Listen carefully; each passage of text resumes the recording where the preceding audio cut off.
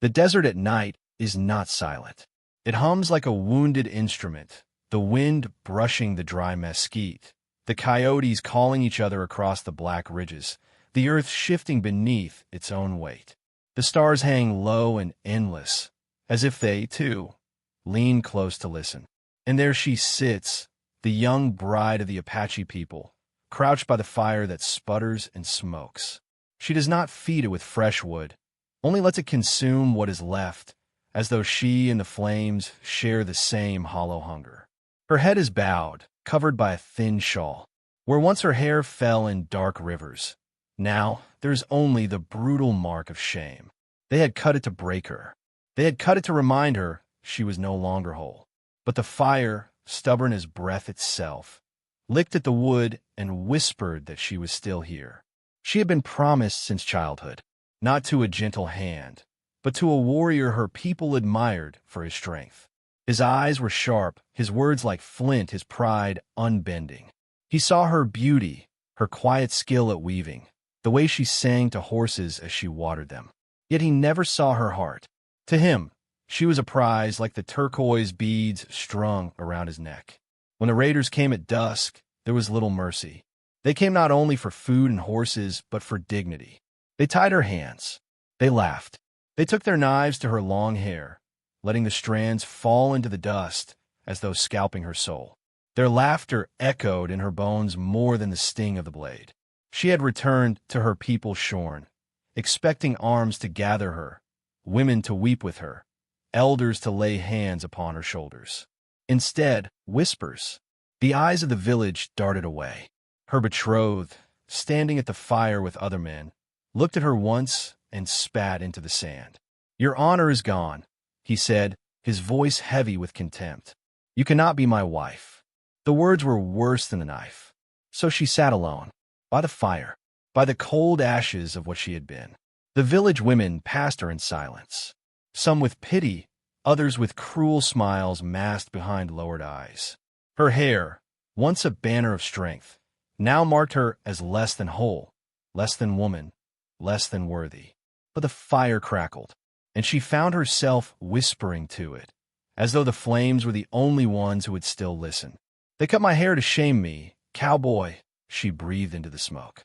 "But the fire still knows my name. Nights in the desert are long. The shadows stretch, the chill creeps into the bones." She pulled her shawl tighter, rocking gently as if to soothe a child that was no longer there. The earth beneath her was both grave and cradle. She remembered the weight of her hair, how it had brushed against her back when she ran, how children once played with it, braiding it with wildflowers. She remembered her mother's hands combing through it in the dusk, whispering blessings. Hair was not decoration. Hair was story. It carried lineage, strength, memory. Now gone. Now dust. The first man, her promised, walked past her as though she were smoke, not flesh. His shoulders proud, his steps hard. She wondered if he had ever truly seen her, or if she had always been only an ornament waiting to adorn his tent. Shame tried to bury her, but something else stirred beneath it, a quiet rebellion, like an ember refusing to die. The fire painted her face in amber and shadow. If anyone had stopped to look closely, they would have seen not ruin but resilience. They would have seen her lips pressed together, not in surrender, but in the silence of waiting. She knew the desert. She knew the paths of the stars, the voices of coyotes, the taste of rain before it came. If she was no longer bride, then she would become something else, not broken but unbound. That night she dreamt of water, of a river winding through canyon walls, her hair grown long again, floating like black silk upon the surface. In the dream, no one pointed, no one scorned. She walked alone by the river, and yet she was not lonely. The earth itself walked with her. She woke with tears damp on her cheeks and the fire nearly gone. The desert dawn stretched thin and pale, brushing the mountains with rose light. She gathered her few belongings, a woven blanket, a gourd of water, a bundle of herbs her mother had once given her. She touched the earth where she had sat, pressing her palm into the dust, leaving a small print like a signature. Then she turned away from the village, from the whispers, from the man who had cast her aside like discarded cloth. Her bare feet pressed into the sand. The wind caught her shawl. The fire sputtered one last time behind her, as though bidding farewell. The path stretched wide and lonely. Mesquite trees stood twisted like old men. Crows rose into the sky with sharp cries. The sun climbed slow and merciless. She walked with steady steps, carrying not just her bundle, but the weight of exile. Each step whispered, "Shame, shame." Yet another voice, quieter, answered, "Alive, alive." By noon, her body was weary. She paused by a stone outcrop, drinking from her gourd, letting the cool water trace her throat. She closed her eyes and listened to the wind. For the first time since the knife touched her hair, she let her shoulders soften. The desert did not scorn her. The desert did not care if she was shorn or adorned. It only asked that she endure. She lay upon the warm stone, the sky endless above her. She thought of her mother again, of the stories told by firelight, of ancestors who had faced worse shames, worse sorrows, and yet endured. She clung to that thought as if it were rope thrown across a canyon. By nightfall, she found herself once again by a fire, but not in her village. This one she built with her own hands, gathering what she could, coaxing spark to flame. Alone beneath the stars, she sat and watched it grow.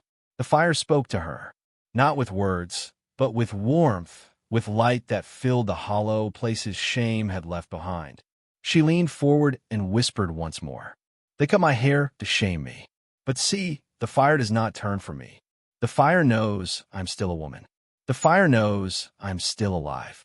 Her voice cracked, yet she smiled through it. For the first time, her tears did not taste of despair, but of release. So begins her journey, a bride no longer bound by the man who scorned her, a woman walking into the vast unknown, guided only by stars and embers. Shorn hair, but unshorn spirit, and somewhere beyond the horizon, the next chapter waits. The desert is a teacher of silence. It asks nothing but patience, and it gives nothing but truth. Each day the sun rose high and merciless, and each night the stars stretched wide like watchful eyes. The young bride walked beneath them, shawl pulled over her shorn head, bundle pressed to her chest. With every step she left behind the whispers of her people, but also pieces of herself, the girl she had been, the bride she was meant to be. The road was dust, endless and cruel. Her bare feet learned the language of stone and thorn. Yet still she moved forward, as if her body remembered something her heart did not yet know. That exile can become pilgrimage if one walks with enough faith. By the third day, hunger gnawed sharp. She had eaten only herbs, chewed bitter roots, let drops of rain caught in her blanket wet her tongue. Her gourd was nearly empty. Her lips cracked beneath the desert's breath. When she stumbled upon a narrow creek hidden between rocks, she fell to her knees as if before a shrine. She drank. She washed her face. She let the cold water trace her head where hair once fell. And she whispered again, to the stream this time, "You do not turn from me. You do not call me shamed. You see me as I am, thirsty, alive, still here." It was near that creek, with dusk painting the sky in bruised purples and deep oranges, that she saw him. At first only a silhouette, a tall figure on horseback, moving slow, careful, as if he belonged to the landscape more than to men. His hat shaded his face, his shoulders broad but unboasting, his posture steady. The horse beneath him was lean and dust-colored, steps sure on the uneven ground. He dismounted without hurry, leading the animal to drink. He did not notice her at once, or perhaps he pretended not to. She pressed her shawl tighter, the instinct of one who has been judged too often. When his eyes did finally lift, there was no shock, no scorn, no smile. Only recognition, quiet as a nod. He dipped his canteen, filled it, drank, then walked to where she knelt by the stream. Without word, he held it out to her. Her hands trembled as she reached for it. She expected a glance at her shorn head, a lingering look that would remind her of what she had lost. But his gaze was level, steady, as though hair or shame were dust in the wind. She drank, the water cool against her dry throat, and when she returned the canteen his hand, did not flinch from hers. That small mercy lodged deep in her chest. They did not speak much. He was not a man of many words. He tied his horse to a tree and built a small fire, and though he said nothing, he placed another stone across from him, a silent invitation. She sat. The fire grew. The desert around them fell into night. He roasted a strip of dried meat, broke it, and gave her the larger half. She wanted to refuse, pride still a thorn within her, but hunger pushed aside shame. She ate. He ate. The crackle of flames was their only conversation. At last his voice came, low and even. "Where are you headed?" She looked into the fire, not at him. "Nowhere," she said softly. "Away." He nodded once, as if that was answer enough. He asked nothing more. In the days that followed, their paths seemed to bend toward one another. She walked.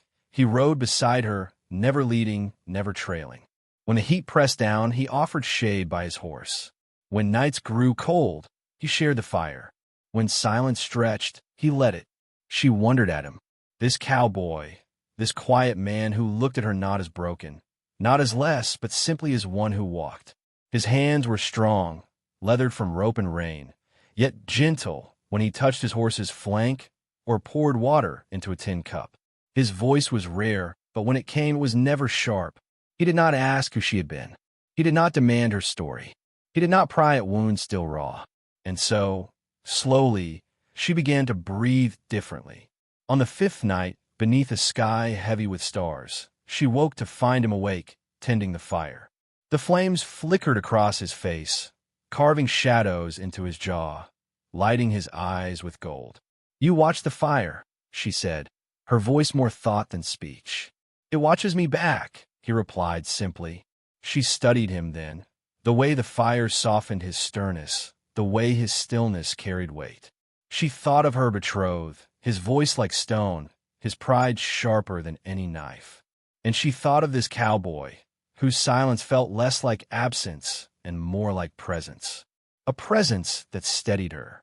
The journey wore on. She helped him mend a leather strap. He showed her how to catch rainwater in a tarp when clouds finally came. She picked wild herbs for flavor. He taught her which ones healed cuts. They spoke in fragments, their words like stones placed carefully, not scattered. But it was not words that bound them. It was the rhythm of steps beside hoofbeats. It was the glance shared at sunset, both watching the horizon blush. It was the quiet respect of two who carried burdens, neither demanding the other lay them bare. And yet, the shadows of her past clung close. In dreams, she still heard the raiders' laughter, still felt the weight of hair falling in dust, still saw the scorn in her betrothed's eyes. She woke with her shawl twisted around her, breath quick, heart heavy. One such night, he stirred at her trembling. His hand rested on her shoulder, not firm, not invasive, just steady. A weight that said, "You are here, you are safe." She did not pull away. She did not speak. But the warmth of his hand lingered long after he returned to sleep, and she found herself breathing easier. By the 12th day, her strength had changed. Her stride grew firmer, her back straighter. She no longer walked as one escaping, but as one moving towards something unnamed.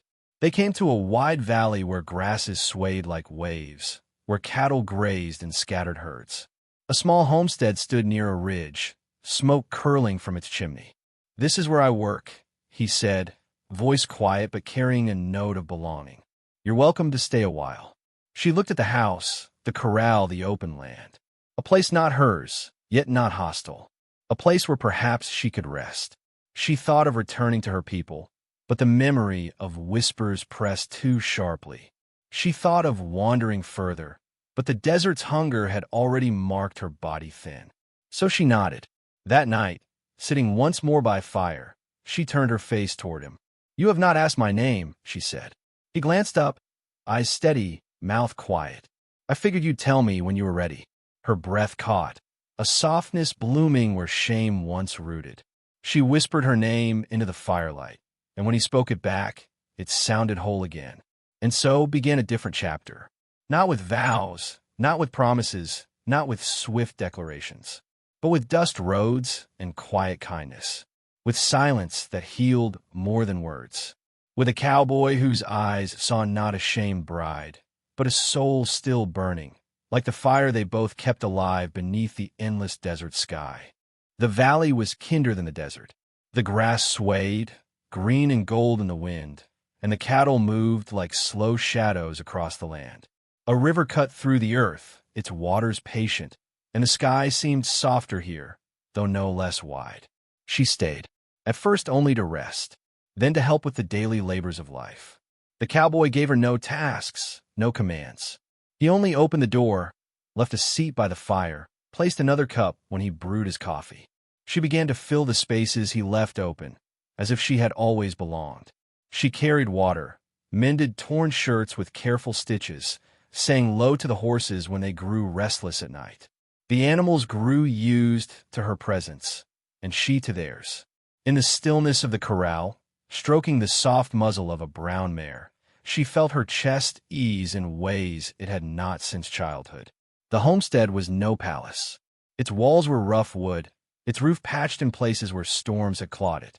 But within its smallness there was room enough for peace, and peace, she discovered, was worth more than honor in the eyes of man. The shame that once clung to her like a second skin began to loosen. Not all at once. Shame does not leave quickly.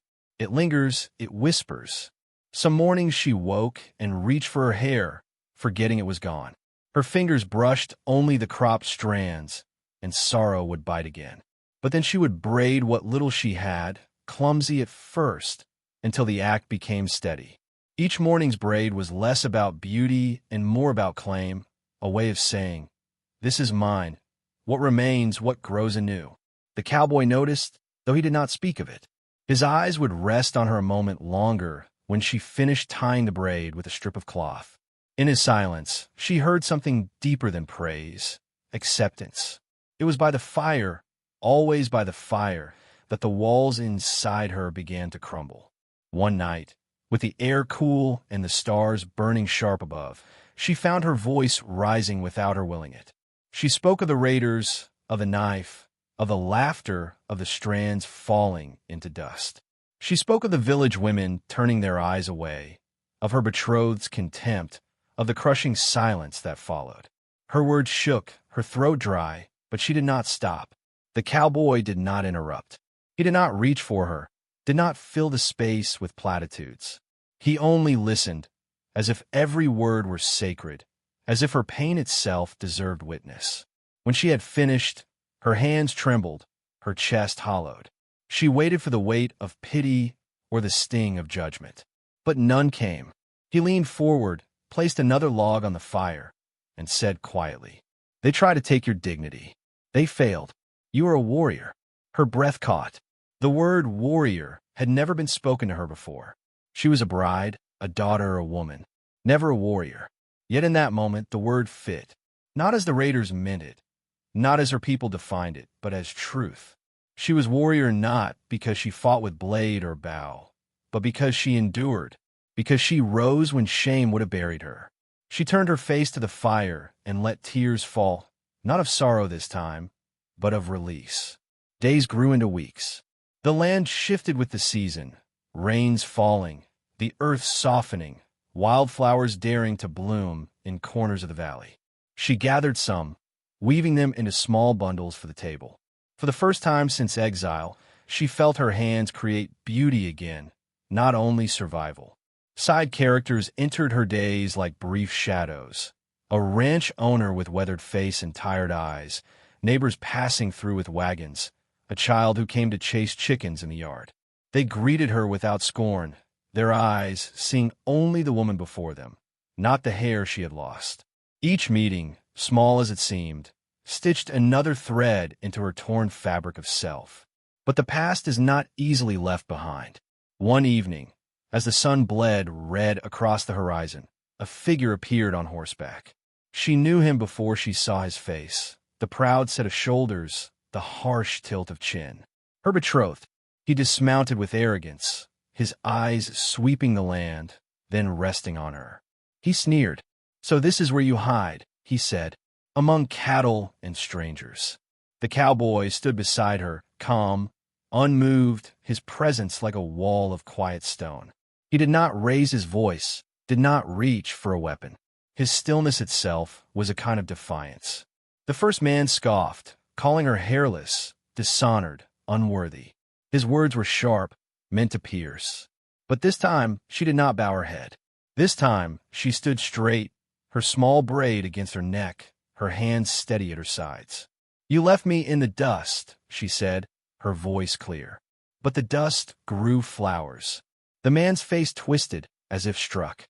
He spat, cursed, mounted his horse, and rode off, the sound of hooves fading into the valley. Silence lingered.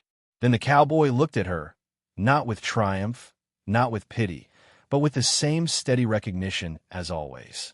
As though nothing had changed, and yet everything had. She turned her face to the firelight, and for the first time, her reflection in its glow did not seem broken. That night, rain came. It fell hard and sudden, drumming on the roof, soaking the earth, filling the air with the smell of renewal.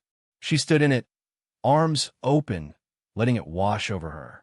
The drops tangled in her short braid, slicked her face, soaked her dress.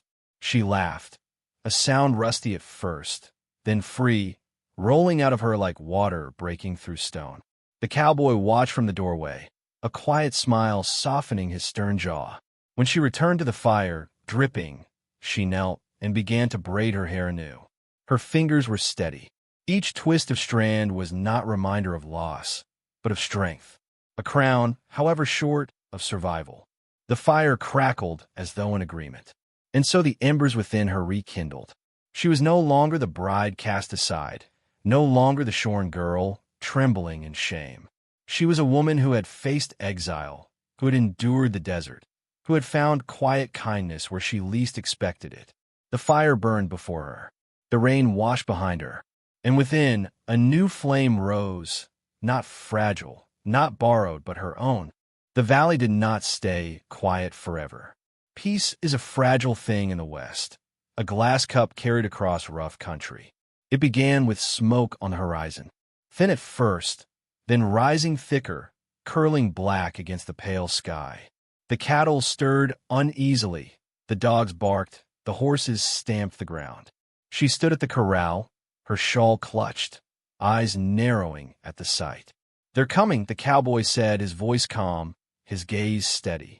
The raiders, the same who had shorn her, the same who had laughed while her dignity fell to the dust. They came like storm clouds, hooves drumming, rifles glinting. This time, she did not tremble. This time, she did not hide her head. The cowboy saddled his horse, checked the rifle, tied down what could be tied. His movements were measured, unhurried, as though courage were simply the absence of wasted motion. Neighbors gathered, a handful of ranch hands and travelers who had seen the smoke. Rough men, tired women, a boy with wide eyes clutching a slingshot. They looked at her, the woman with the shorn braid, not with doubt, but with a question. "Will you stand with us?" She met their eyes. For the first time since exile, she felt no need to cover her head. She tied her braid back firmly, mounted the brown mare she had sung to in the nights, and said only, "I will not let them take what is not theirs." The raiders came in a cloud of dust and noise, shouting, guns raised. But the defenders of the valley did not scatter. They stood at the fence lines, behind rocks by the house. The cowboy at the center, his calm a fire of its own. When the first shot cracked the air, she did not flinch. She pressed her heels to the mare's sides, rode out with a cry that tore through her chest, not of fear, but of defiance. Her voice rose across the valley, sharp and pure, echoing against the hills. The raiders faltered, for in that sound was no shame, no brokenness, only the call of a spirit unshorn. The fight was swift, fierce as summer lightning. Dust, smoke, the thunder of hoofs. She rode among them, not with blade or gun, but with fire in her eyes, turning their jeers back upon them. She was no longer their victim. She was witness to their cruelty, and she stood unafraid. The cowboy's rifle spoke in steady rhythm, driving them back, each shot precise as if carved from stone. The neighbors, though fewer, held ground with grit born of survival. The raiders, expecting easy plunder, found instead a wall of resistance. Their cries faltered, their courage wavered, and then, like smoke itself, they scattered, vanishing into the horizon they had come from. Silence followed. The valley breathed again. The cattle settled. The horses lowered their heads. The dust began to fall. She dismounted slowly, her braid loose, her dress torn, her breath ragged. But her eyes burned steady. The cowboy approached, his rifle lowered, his face lined with dirt and sweat. He looked at her not as savior, not as fragile, but as equal. Their eyes met, and no words passed. None were needed.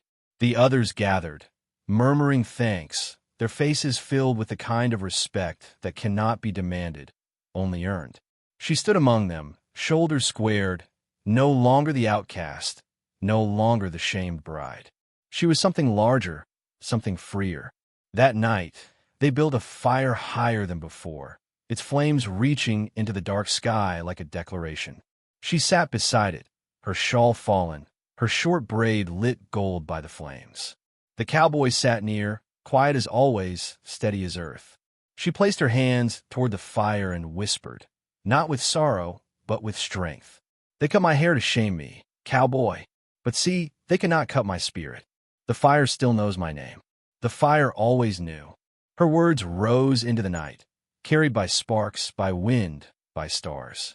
The story could have ended there, with fire and silence, with dignity reclaimed. But life is more than survival.